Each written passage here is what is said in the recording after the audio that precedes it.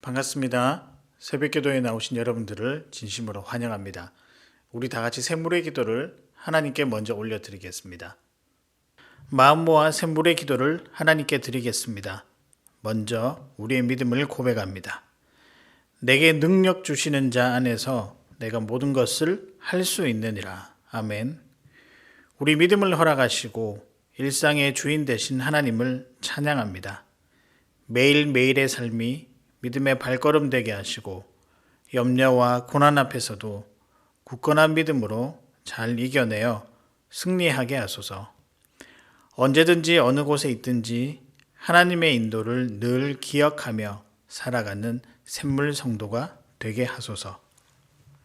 예배와 교회를 위해 기도합니다. 너희는 여호와 우리 하나님을 높여 그 발등상 앞에서 경배할지어다. 아멘. 예배의 주인 되신 하나님, 홀로 영광 받으시고 성령의 임재가 가득한 예배되게 하시고 선포되는 말씀으로 힘을 얻고 찬양의 즐거움과 기도의 은혜가 넘치는 예배 되게 하소서. 교회다운 교회가 되게 하시고 헌신적인 섬김과 사랑 가득한 성도들이 되어 하나님께 영광이 되며 기쁨이 되는 샘물의 공동체가 되게 하소서. 목장과 다음 세대를 위해 기도합니다. 날마다 마음을 같이하여 성전에 모이기를 힘쓰고 집에서 떡을 떼며 기쁨과 순전한 마음으로 음식을 먹고 아멘. 각 목장을 축복해 주시고 섬기는 즐거움과 나눔의 감동이 있게 하소서. 특히 사람을 남기는 일에 귀한 정성 들이는 목장 되게 하시고 섬기는 목자들에게 성령 충만하게 하여 기도의 일꾼이 되게 하소서. 샘물 플래싱을 통해 우리 자녀들이 예배를 사모하게 하시고 세상을 향하여 담대하게 나가며 선한 영향력을 주는 귀한 샘물의 자녀들이 되게 하소서. 교역자들과 선교사들을 위해 기도합니다. 이 복음은 천하 만민에게 전파된 바요. 나 바울은 이 복음의 일꾼이 되었노라. 아멘.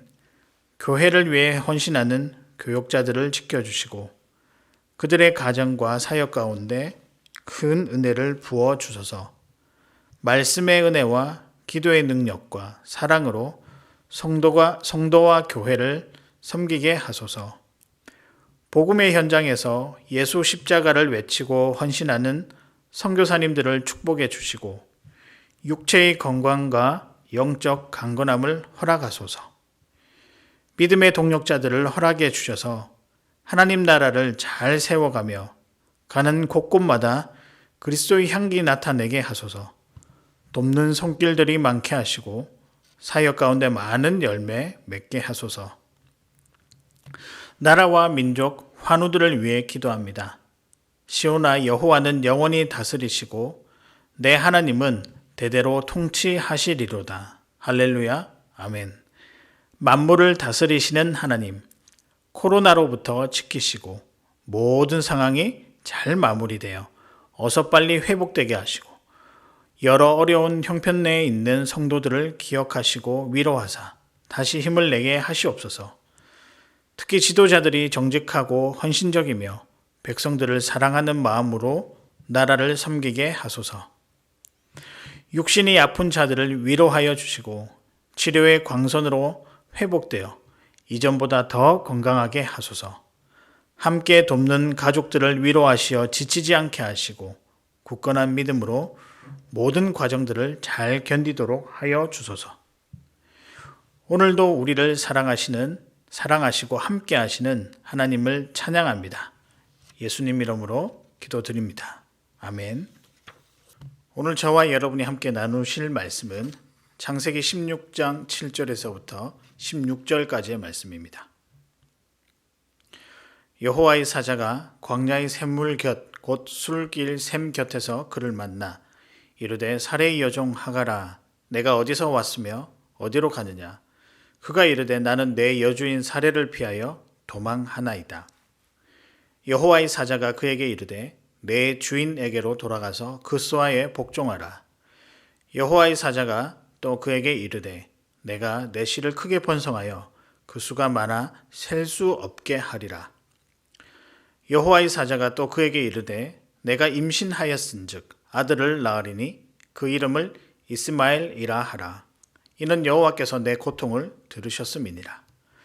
그가 사람 중에 들나귀 같이 되리니 그의 손이 모든 사람을 치겠고 모든 사람의 손이 그를 칠지며 그가 모든 형제와 대항해서 살리라 하니라. 하갈이 자기에게 이르신 여호와의 이름을 나를 살피시는 하나님이라 하였으니 이는 내가 어떻게 여기서 나를 살피시는 하나님을 배웠는고 함이라. 이러므로 그 샘을 브엘라 헤로이라 불렀으며 그것은 가데스와 베렛 사이에 있더라. 하갈이 아브라함의 아들을 낳음에 아브라함이 하갈이 낳은 그 아들을 이름하여 이스마엘이라 하였더라. 하갈이 아브라함에게 이스마엘을 낳았을 때 아브라함이 86세였더라. 아멘. 여러분 찬송가 내 평생에 가는 길이라는 그 제목, 그 찬양을 여러분 잘 아시지 않습니까? 호레이쇼 스페포드라는 사람이 이 찬양을 지었습니다. 혹시나 이 찬양의 배경에 대해서 여러분 알고 있습니까? 아마 저와 함께 묵상해 보시면 참 기구하다, 참 슬프다, 참 절망속이다. 그러나 어떻게 그 절망 가운데 이렇게 태연하게 하나님을 찬양할 수 있을까라는 생각이 들 것입니다. 1870년대 이 스페포드는 굉장히 많은 재산을 가진 사업가로 활동을 했던 사람이었습니다. 어느 날 그가 속해 있던 또 그가 자랐던 시카고라는 도시에 화재가 일어났는데요. 많은 사람들이 이 화재 때문에 집도 잃고 목숨도 잃는 안타까운 상황이 벌어졌습니다. 그는 자신의 재산을 이 많은 사람들을 위해 사용하기로 하고 또 그 온 가족이 이 사람들을 섬기는 일에 많은 시간을 보내었던 그런 가족이었습니다. 그러다가 이 일에 힘을 쏟았던 자신의 아내가 이제 병이 생겨서 좀 요양을 해야겠다. 이제 그런 생각으로 이참에 온 가족이 한번 유럽을 여행하자 제안해서 여행을 하게 되었습니다. 스페포드 자신은 사업 관계로 나중에 합류하기로 하고 아내와 네 딸이 탄 그 배가 대서양을 건너 파리로 가는 그런 여정에 몸을 실었습니다. 그런데 너무나도 안타깝게도 사고가 발생하여 그 대서양의 어느 지점을 지나다가 이 배와 충돌이 하여 큰 사고가 났었습니다. 승객 226명 전체 승객 중에서 87명만이 간신히 살아나온 그런 사고였습니다. 그런데 너무 안타깝게도 그의 4명의 딸이 이 스페포드의 4명의 딸이 그냥 그 침몰하는 바닷속에 함께 죽었다는 사실입니다. 그리고 그의 아내만 살아남아서 구조된 아내가 남편에게 전보를 보냈는데 그 전보의 내용은 혼자만 살아남았음. 이렇게 보냈습니다. 이 소식을 들었던 이 스페포드 아버지의 마음은 어떠하겠습니까? 이후에 아내와 함께 4딸이 수장된 이 대서양의 침몰 지점을 지나면서 그 감정을 추스려서 하나님 앞에 고백한 그 찬양이 내 평생에 가는 길이라는 그 찬양입니다. 여러분 생각할 것이 참 많아지는 것 같습니다. 어떻게 그렇게 어려운 상황 가운데서도 내 평생에 가는 길 순탄하여 늘 강 같든지라는 고백을 하나님께 올려드릴 수가 있을까요? 아마 그 안에 하나님을 전적으로 신뢰하는 믿음이 있었지 않나, 또 그 가운데서도 지키시는 그 하나님에 대해서 그가 그 일들을 통해 경험하지 않았나라는 생각을 해봅니다.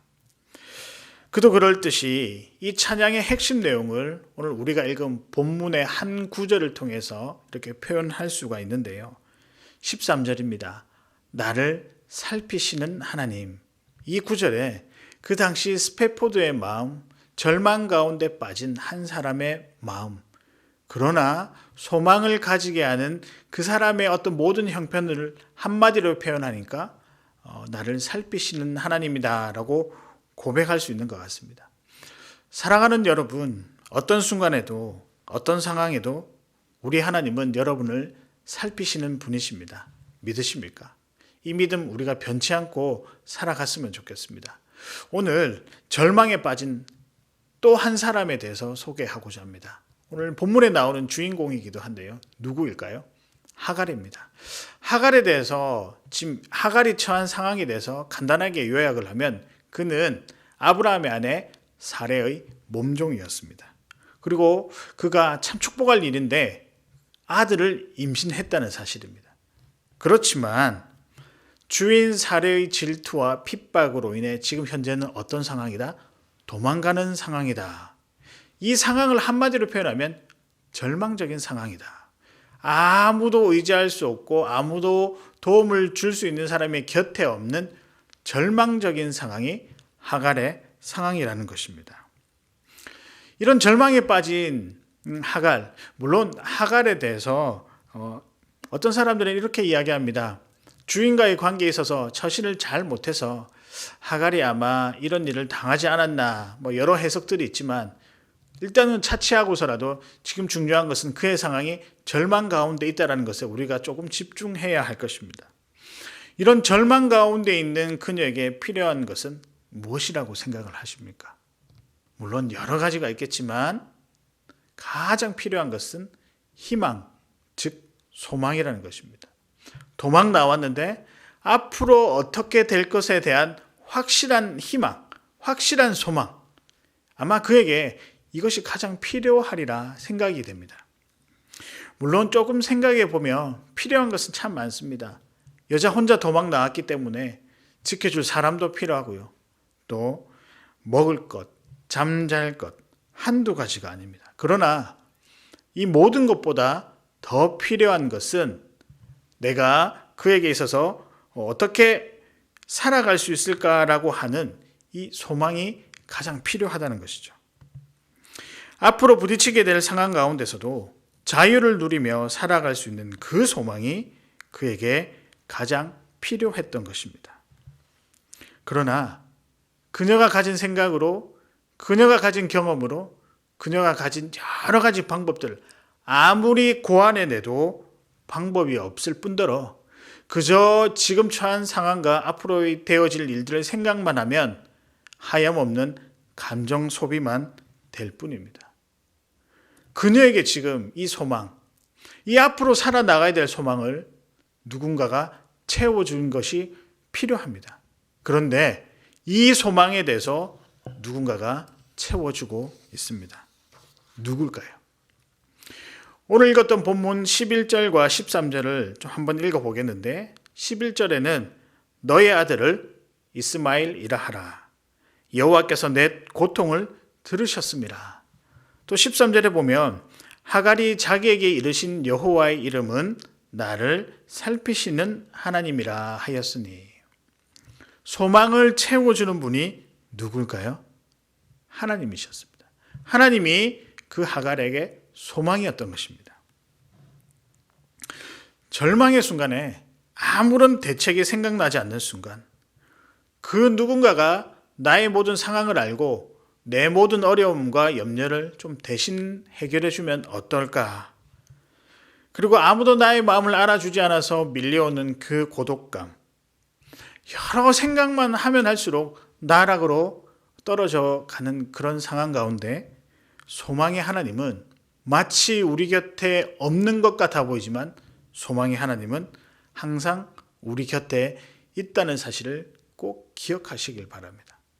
하갈과 같은 상황이 우리와 상황이 꽤 비슷한 것, 하갈의 인생의 어려움들과 고난들이 우리가 살아가면서 맞닥뜨리게 되는 여러 환경과 상황과 너무 흡사하게, 그러나 그 하갈 가운데 함께 하시는 하나님, 살피시는 하나님이 동일하게 말씀을 통해 오늘날 살아가는 우리들에게도 하나님이 너희를 살피신다라고 지금 말씀은 우리에게 전달하고 있습니다.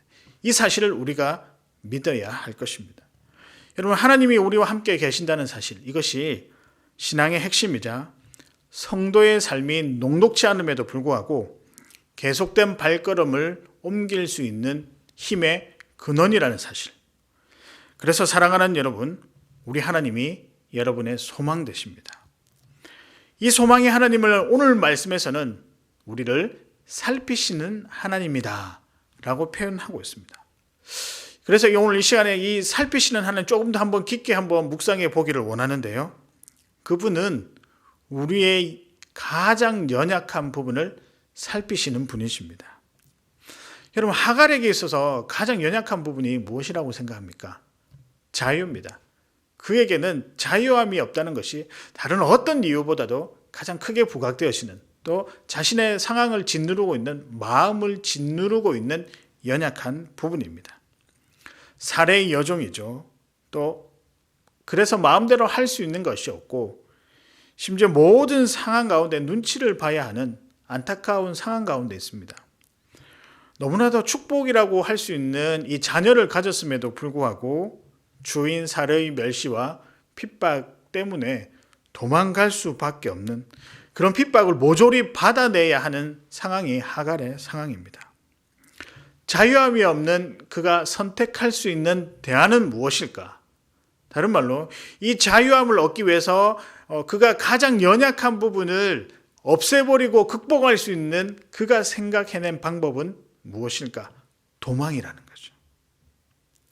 이 도망이 하갈이 생각한 가장 확실하고 현실적인 대안이었습니다. 그런데 여러분, 그런 상황 가운데 하나님의 사자가 나타나서 뭐라고 이야기합니까? 돌아가라. 그리고 복종해라. 참 잔인한 대답 같아 보이지 않습니까? 그런데 여러분, 이 잔인한 대답이 현실을 반영한 하나님께서 우리에게 허락하신 가장 정확한 대안, 가장 연약한 부분을 살피시는 하나님의 대안이란 사실을 여러분 꼭 기억하셔야 합니다. 왜냐고요? 하갈에게서 가장 필요한 것은 자유함 같아 보이지만 제일 중요한 것은 사실 안전이었습니다. 아무리 자기가 자유함을 누리기 위해서 소위 말하는 신분 세탁을 하기 위해서 도망을 나왔다 하지만 그의 생명을 잃어버린다면 아무 소용이 없게 되는 것입니다. 하갈에게 있어서 자유함이 가장 필요했고 그가 자유함을 가지지 못한 것이 가장 큰 약점이었지만 하나님은 그것을 더 넘어서서 이 사람의 생명이 보존되고 이 사람의 안전이 보장되는 것, 그래서 더 중요한 것이 무엇이냐? 이것이라고 판단했고 이것이야말로 연약함을 넘어선 하나님께서 허락할 수 있는 가장 중요하고 안전한 방법이라고 생각하셨기 때문에 돌아가라 그리고 복종하라고 말씀하신 것입니다. 우리는 어떤 대안을 밖에서 찾으려 하지만 하나님의 보호하심 아래서 찾는 것이 가장 정확하고 안전한 방법입니다. 그럴 때 우리가 가장 연약하다고 생각하는 부분이 극복되어질 수 있는 것입니다. 물론 하갈 입장에서는 다시 돌아가서 살해에게서 당할 핍박을 생각하면 참 마음이 불편하기도 하고 선뜻 내키지도 합니다. 근데 우리 하나님께서는 너무나도 세밀하시게 이런 하갈의 마음도 아시고 그녀를 그냥 돌려보내지 않습니다. 믿음을 강하게 하시고 믿음을 가지고 돌려보내십니다. 맞습니다. 하나님은 우리의 믿음을 살피시는 분이십니다. 앞서 말씀드렸듯이 가장 연약한 부분을 살피시고 그것을 해결해 주시는 분이 우리 하나님이십니다. 뿐만 아닙니다. 우리 하나님은 우리의 믿음 없음과 믿음이 약함을 아시고 살피시는 분이십니다. 아들에 대한 약속을 맺으시면서 이 모든 것을 주관하시는 분은 바로 너와 함께 대화하고 있는 살아계신 하나님이다. 이 자신을 보여주십니다. 그리고 그냥 돌려보내지 않고 이 아들을 향해 가장 소망되는 이 아들을 향해 그 아들을 향한 계획들을 보여주고 있습니다. 그리고 설명하면서 돌려보냅니다. 그 과정 가운데 하갈이 느꼈던 하나님은 나를 살피시는구나. 마치 내가 비천한 지위에 있고 여러 가지 형편에 있음에도 불구하고 이런 나도 하나님께서는 살피시는구나. 이 하나님을 의지하면 되겠다라고 하는 이 믿음을 가지도록 우리 하나님께서 그의 믿음을 살피신 것입니다. 여러분, 어느 순간부터 이 하갈이 하나님을 의지하기 시작했습니다. 결국 집으로 돌아갔습니다. 끝까지 거부할 수도 있겠지요. 그러나 믿음을 가지고 집으로 돌아갔던 것입니다. 우리의 소망 되시는 하나님, 그분이 우리를 살피십니다. 가장 연약한 부분을 살피시고 꼭 의지할 분을 찾아서 가는 믿음도 허락해 주십니다. 제가 최근 들어 말씀을 묵상하면서 성경의 인물들의 삶이 겉으로는 화려해 보일지 몰라도 참 녹록지 않구나라는 생각을 많이 해봅니다. 제가 지난주에 새벽 말씀에 성도에게 있어서 고난은 필연적이다라고 말씀을 드렸습니다. 잠시 언급을 했는데요. 하나같이 예외는 없는 것 같아 보입니다. 아담도 그랬고요. 노아도, 그리고 믿음의 조상이라고 불리는 아브라함도 그랬고, 이삭도, 야곱, 그리고 특히 요셉은 말할 것도 없고요. 여러분이 우리가 모두 참 좋아하는 다윗, 그리고 여러 선지자들, 사도 바울도 마찬가지입니다. 더 나아가서는 우리가 너무 좋아하는 우리 예수님도 고난 가운데 그의 일생을 다 보내셨습니다. 그래서 성경은 고난의 역사다라고 말씀드릴 수 있을 것 같습니다. 그러나 여러분, 고난이 전부가 아닙니다. 고난으로 마무리되었다면 우리가 이 예수 그리스도를 믿을 필요가 없지 않겠습니까? 소망의 메시지를 던져주시는 온 천지 만물을 주관하고 다스리시는 그 하나님이 이 분들과 함께 계셨고 지금 우리와 함께 계십니다.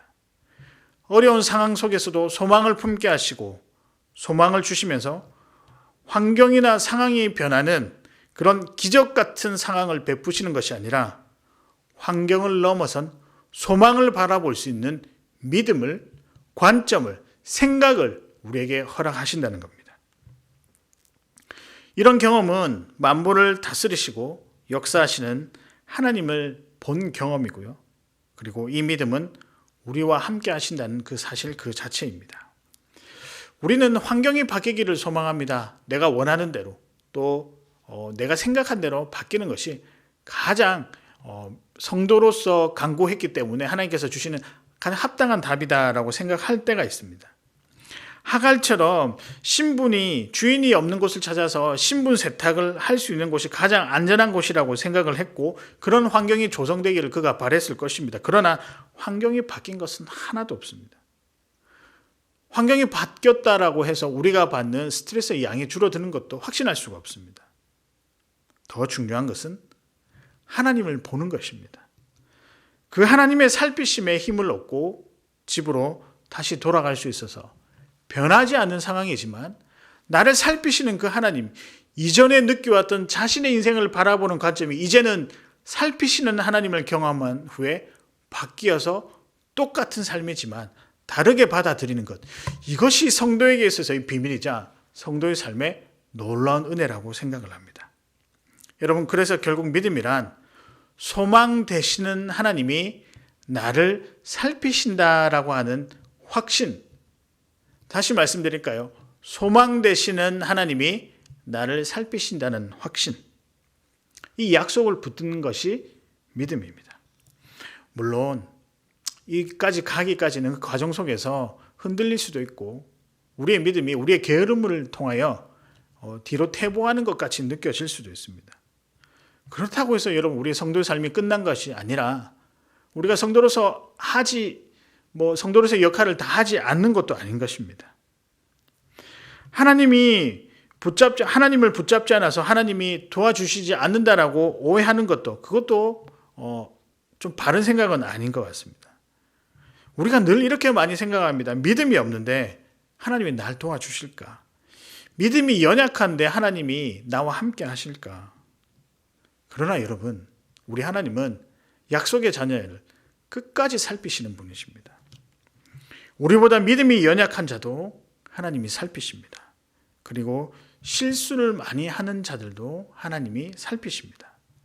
그래서 여러분, 다른 어떤 소망이 우리에게 펼쳐질지라도 그것이 우리의 모든 것을 완벽하게 제거해 주지는 못하지만 살아계신 하나님 그 존재 자체가 우리를 살피시기에